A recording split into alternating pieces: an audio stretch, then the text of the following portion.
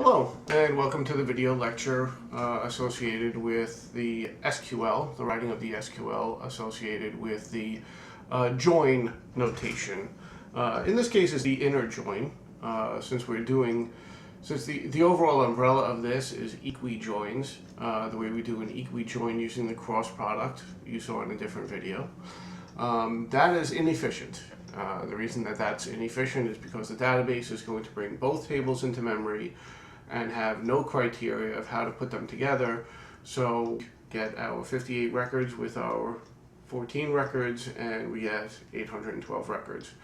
What we want to do now is we want to use join criteria or join notation, and in using join notation we're going to tell the database management system, as you bring these two tables into memory, I'm going to tell you how to join them together so we don't explode this into 812 records.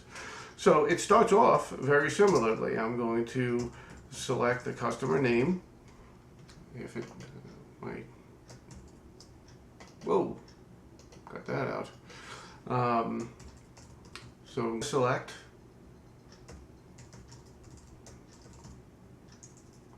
wow, typing skills, I tell you. Customer.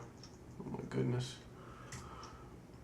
Customer name, comma, customer address, comma, order ID, from. Now, the from clause is where this changes. So previously, in the cross product, we would just have a simple comma delimiter list of the tables involved. Now the from clause also needs the criteria of how to join these two tables together. So in this case we're going to have customer T, and now we're going to use the inner join keywords. So we're going to inner join to order T, and then we have a new clause called the on clause. The on clause is going to be what in the cross product was the where clause. So in this case, we're going to tell it where the customer ID, customer. How many times am I going to spell it customer before I decide to look at the keyboard? Customer ID equals T dot customer ID. Okay, so that's the new notation. So the new notation is we've got our select clause. Hasn't changed at all, right? Nothing different. Now in our from clause, instead of just having a comma delimited list, we're actually going to tell it from these two tables, and we want it inner joined. Okay? And then we use our on clause, which is now part of the from clause, to tell the database management system, when you're bringing these two tables up into memory, this is how you're going to match them. Instead of bringing in and just matching them up with no criteria, getting 812 records, it's going to make efficient use of our RAM memory. So again, I run this, and we get the same results as we did before, but this is a much, much more efficient manner of gathering the data. Here we're talking 14 records and 58 records.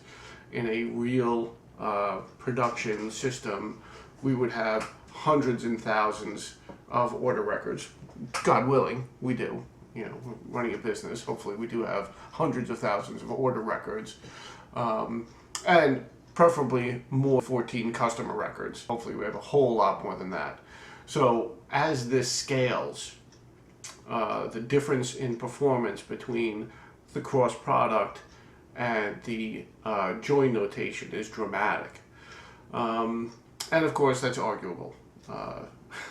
We're going later on in the course we'll talk about the query optimizer in most of the database management systems that are out there, which kind of makes this a moot point. But for our purposes and the purposes of the rest of this course, this is the style that we are going to use for the rest of our joining notations.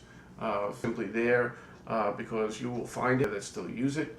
But for our purposes and for your professional career, you will learn and know the inner join technique. And that ends the video lecture on inner joins. You are now ready to take, I believe, Lab 2. Good luck.